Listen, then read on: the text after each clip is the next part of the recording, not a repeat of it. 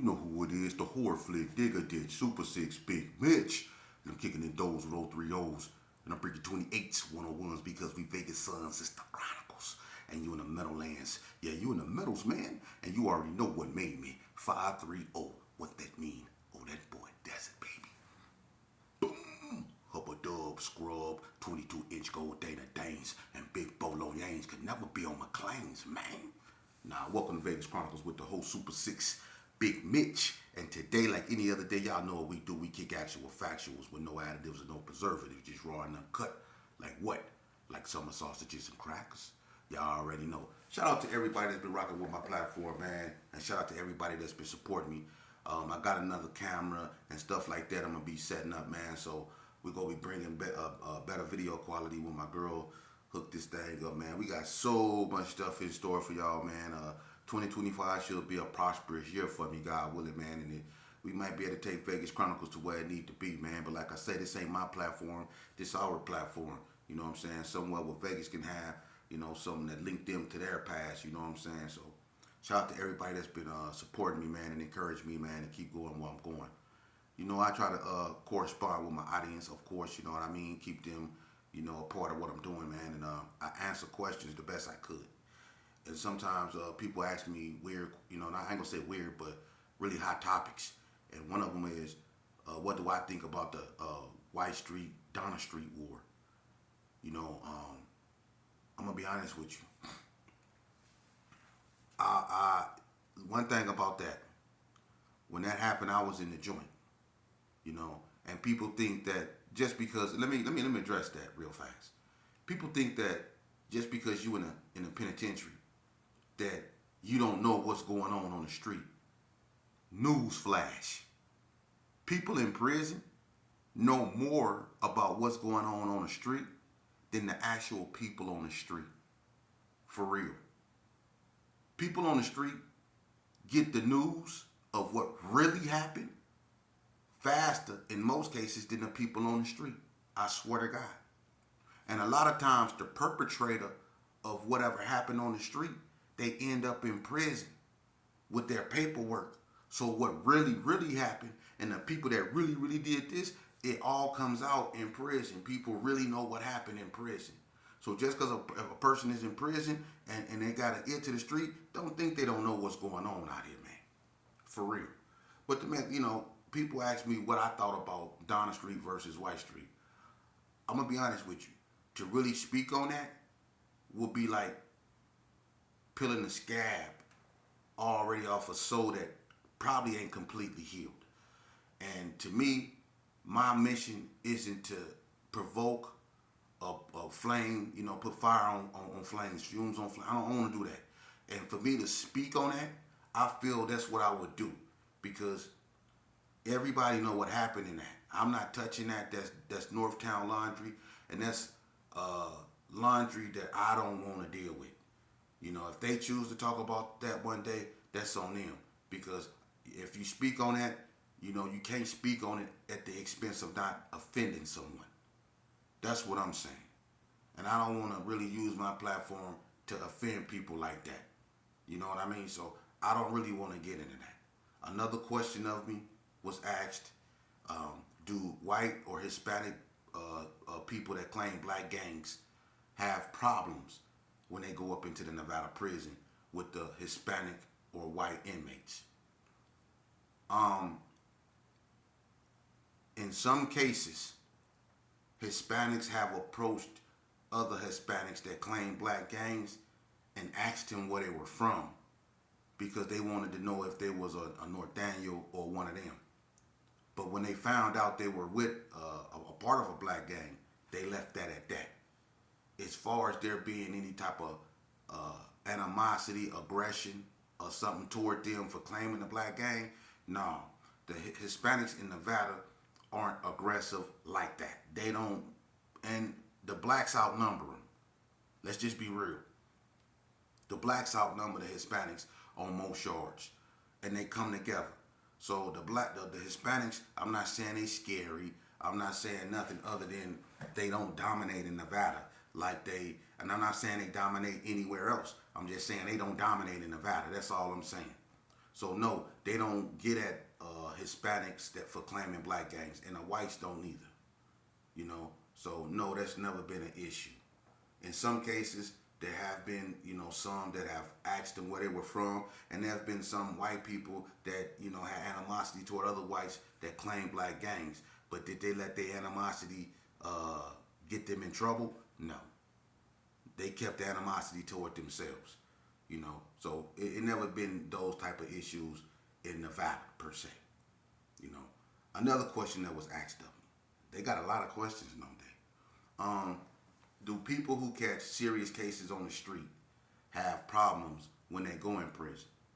It depends on the case you catch. If you catch a case concerning, y'all know what I'm talking about. If you violate something innocent, you gonna have issues up in there. But as far as gang banging, like when I went, there were instances where I got into it with Donna Streets, but I had a lot of people up in there. I never had no issues. There's been moments where I was by myself and I had to get down with, 2 or 3 Donna Streets, you know what I mean? Or I didn't got in, had words with them or something like that, but never a point to where, they really got at me like that, But, the 40 blocks, for instance, when the 40 blocks was coming to prison, the 6-0s was on a 40 block boy's helmet to the point to where the Gersons had to intervene, and a lot of people don't understand that at this time, it was a lot of things happening on the street.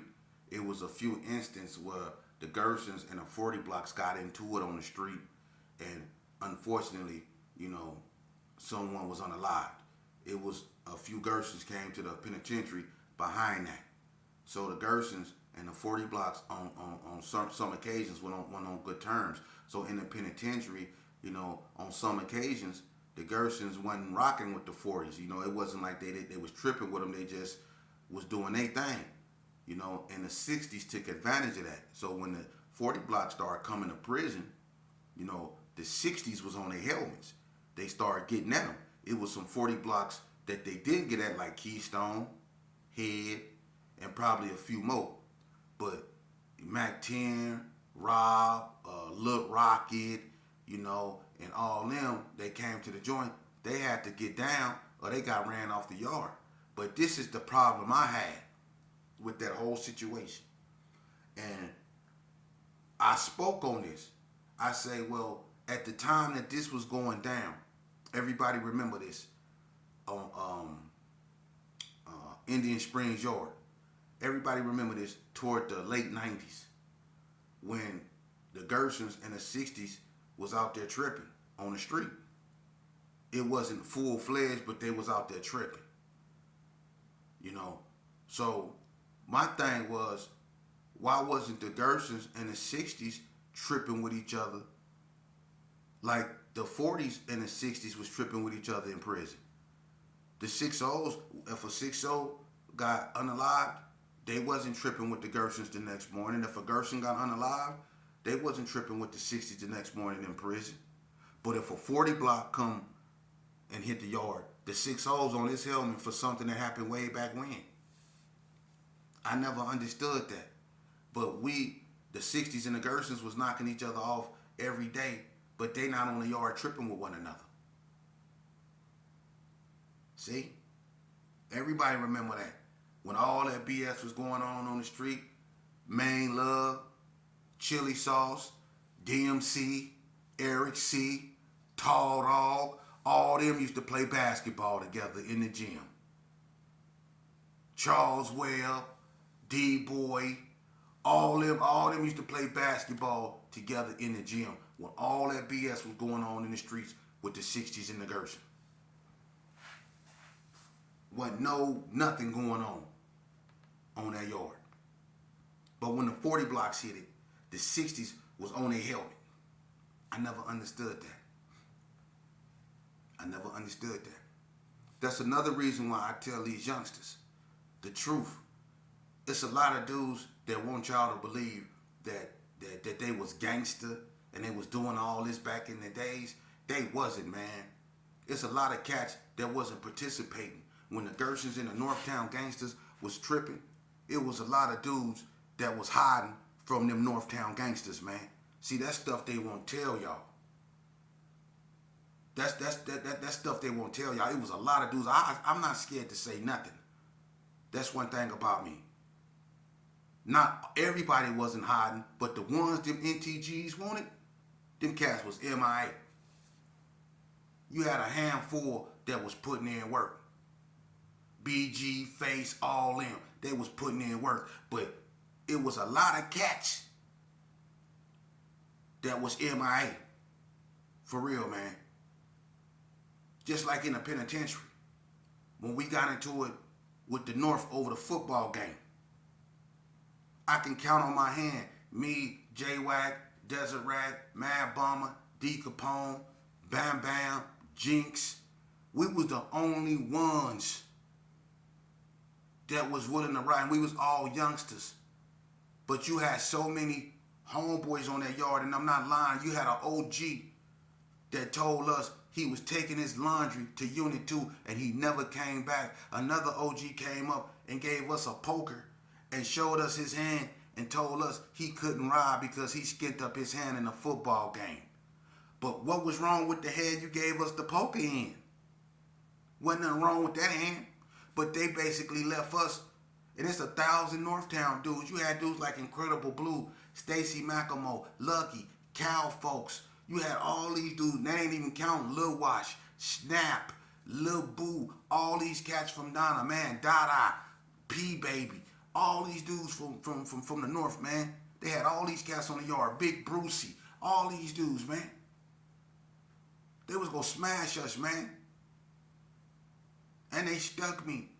But our homeboys that was supposed to be there left us. They basically told us they wasn't riding. So when I bring y'all this here, I bring y'all this here to let you know, don't sign up for something, man. Or put your loyalty and love in something that ain't gonna be loyal or love you. Don't do that, man. I'm serious. I'm serious, man. I'm serious, man. I'm serious. For real. It's a lot of youngsters that got it's a lot of youngsters, man, that wish they can talk to y'all.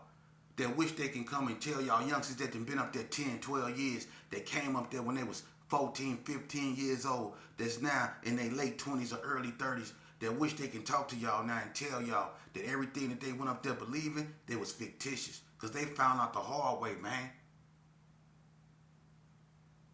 For real. You know what? Listen, man. Vegas Chronicles. I went back on a violation, and they sent me from Hot Desert to Indian Springs. I was in Unit 8, okay? And Unit 8 is level 3. You gotta stay there at Unit 8 for probably 3 months, and then you go to level 2 for 3 months, and then you go to level 1. You see? But when you in level 3, you gotta stay out of trouble. You can't get no write-ups or nothing, or they'll keep you in level 3. And then you go to your level 2, and the more levels you get, you know, the more privileges you get. You see what I'm saying?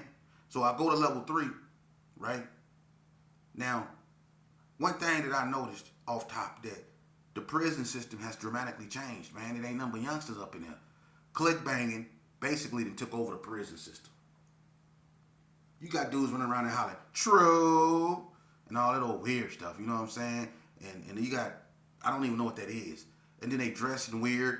You know, they in prison dressing like they in college. These dudes walking around here with state glasses on, tight shirts, tight jeans, with a state sweater, them sweatshirts. They got it on their shirt, tied around their neck, like they going to Harvard University or somewhere. This is how these youngsters dancing. I mean, not dancing, dressing, excuse me. But to the story. I'm down B-Wing, and I'm in a room with this Chicago cat, man. This tall Chicago cat. He's a weirdo, too. Oh, meth out. He was out there on that meth, man, for real. Talking about he was out there, and it was an alien that used to come visit him every night and all kind of stuff, man. And the alien liked to play in his refrigerator and his freezer. And I was like, what? Like, y'all need to leave them drugs alone, man, for real. But anyway, it was this little youngster, man. He stayed in A-Wing, man. and he used to hang out with Smurf. I don't know if people know Little Short Smurf. I think Smurf a little B-dog. I like Little Smurf. Smurf cool. But he used to be with Smurf then, man, kind of tall. And he was in the room with this Oakland cat, right? And it was this little fat, bald-headed Oakland cat, had a beard, man. And a real loud dude. And he was like one of them Kumi dudes, 415, whatever they call themselves. But anyway, make a long story short, man, one morning we was going to breakfast and, they let us out, wing by wing, you know what I'm saying? And when they was letting us out, it was commotion over there in A wing, you know what I'm saying? And it was my little partner, the youngster, right? So I kind of lagged back. So when they let them out, I kind of like, well, what's going on, man? And the youngster basically told me that the cat from Oakland, you know what I'm saying, when he got up and they was brushing their teeth, when he got down and do his thing, and he was, brushing his teeth or whatever, he wasn't paying attention. But he basically said the dude came up from behind him, tried to choke him out, and violate him. The cat from Oakland. You know what I'm saying? And the youngster not never experiencing nothing like that. He going crazy. He got mop wranglers, he got mops, but he making a scene and people trying to calm him down. But he's screaming, dude tried to basically, he tried to, you know what I'm saying? He tried to grape him. You know what I'm saying? So, make a long story short, dude got put all in. By Cali dudes, Vegas dudes, all kinds of, he got put all in. They bust him up. You know what I mean? They did him kind of bad. But that youngster right there, he was kind of messed up because it didn't matter that he came from the streets. It didn't matter that he was some type of little gunner. The fact that that dude came up from behind him and tried to violate him, that messed that youngster up. But see, that's the reality of prison. Prison ain't what you want it to be. Prison is the way it is. It's not what you want it to be. It's not Burger King. You ain't gonna never have it your way up and down. Because soon as you think you are, they go hit your cell, or they go hit the visiting room where you at, or whatever you think you doing, or wherever you doing it at, they go hit that spot, and they go tell you what you got and who you associate with, and they go send y'all all in different directions, man. You ain't gonna never have it your way up in there, man. It don't matter how tough you is or what hood you from. One thing about prison, they got a room for all y'all. For real. They got a room for all y'all, man. To you youngsters out there, man, listen.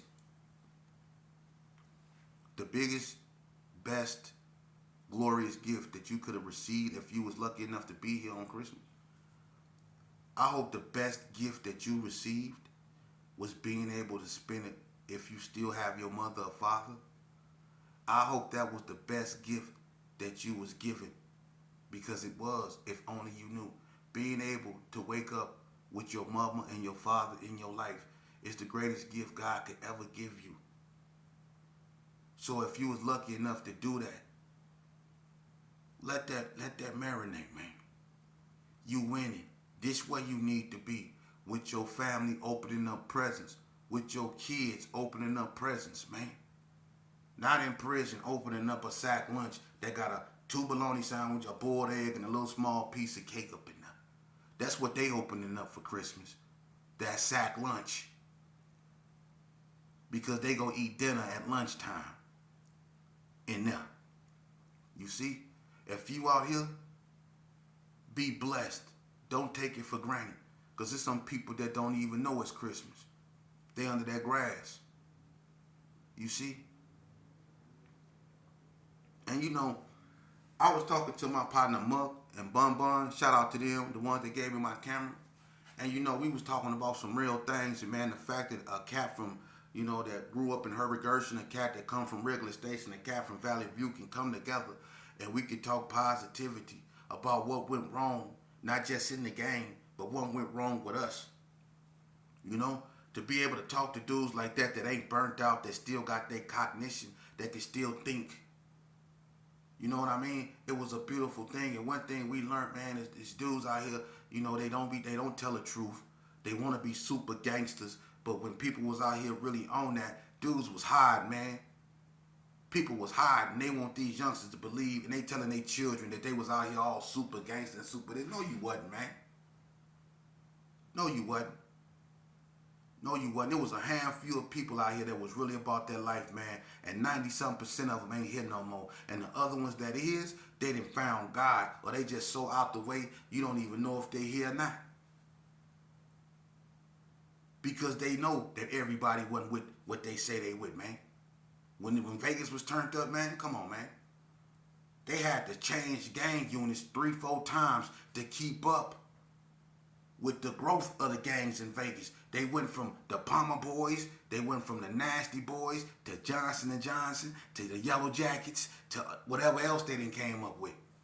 But they was coming like that to keep up with the influctuation of gangs that was spreading across the state.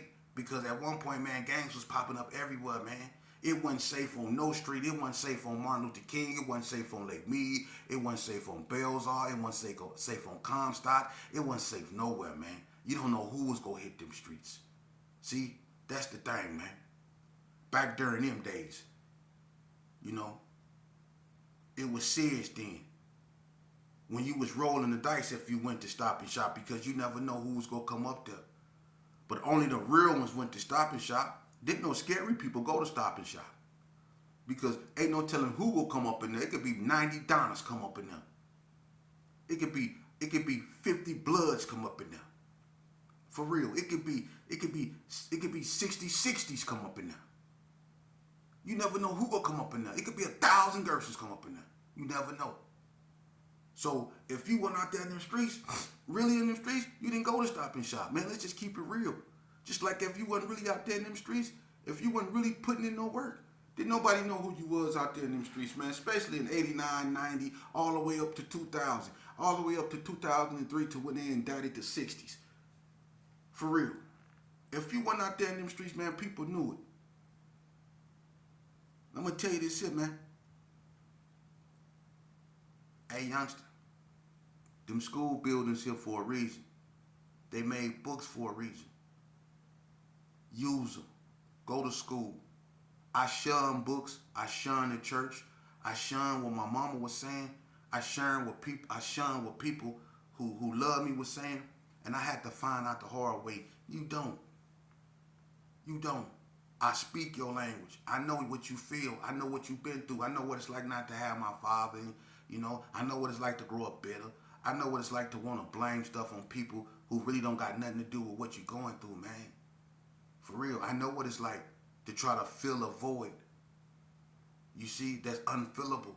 Because a lot of us, we do grow up without our fathers, and it's hard for a woman to raise a man. And as much as we love our mother, she cannot fill the void of a father. She can't do that. God didn't put her here to do that.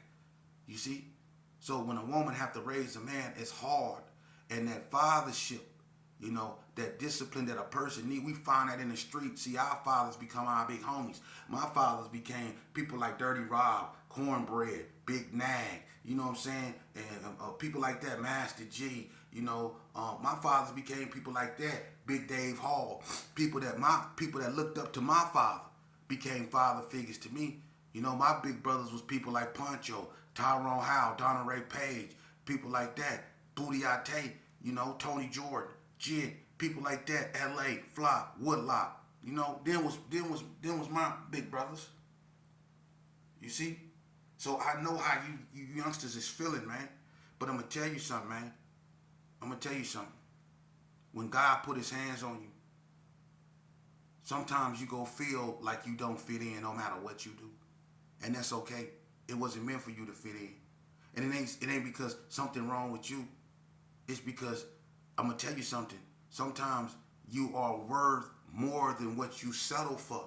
So the crowds you try to align yourself with, you are better than. Not saying that they're anything. I'm saying that you are better than what you try to align yourself with. And God wants something more for you. So start investing in you. Get to know you. To heck what people out there said, and to heck what people out there doing. Focus on what you doing. Focus on where you going. Because you can't go where they going. They got to go on their journey. And that's what people get it twisted. We want to follow each other everywhere. That's why you still got dudes who used to hang around each other in their juvenile days, and they still hang around each other with gray hair. You see? And some of them still posing pictures doing this, or this, or that, or that, or that, or that. They be posing with gray hair still. Not knowing, man, y'all was supposed to been You see? And that's what, man, listen, homie. I just feel that, man, this is a cold uphill climb, man, but it's one that's worthy because the youth is worthy, man. And when I bring y'all Vegas Chronicles, man, or whatever I decide to talk about, just believe that I'm gonna bring it to you in its purity. You know, because I really want y'all to really focus on what I'm saying, man. If y'all lucky enough to still have your mothers, man, honor that, man. Honor that. For real. If y'all have children, they didn't ask to be here. Honor that. That's your seed. That's your greatest. You ain't gonna accomplish nothing greater than your seed. And you are your mother's greatest accomplishment. For real. Your mama, no matter what you do, go always love you. That's the person you turn to when you want advice. If you're lucky enough to have a father that's in your life, don't turn to your homeboys for advice. Go to your parents. Go to your mama. Go to people who love you and want the best for you for advice. I'm not saying a lot of homeboys don't want what's best for you. You know, I'm not saying that at all. But if you lucky enough to have a mother and father in your life, man, don't take that for granted. Okay? A lot of times we get caught up loving our hoods and where we from so much that we forget to love ourselves. We forget to love the people that really love us because we so caught up in the love in these cats. You know? And a lot of them cats ain't hard. Let's face it, a lot of people come from neighborhoods where some of your homeboys just ain't hard. And you got to be hard for them. You got to take their fades and stuff like that. And a lot of us end up with scars and knots on our head because he can't fight or he can't whoop this cat. So you jump in now.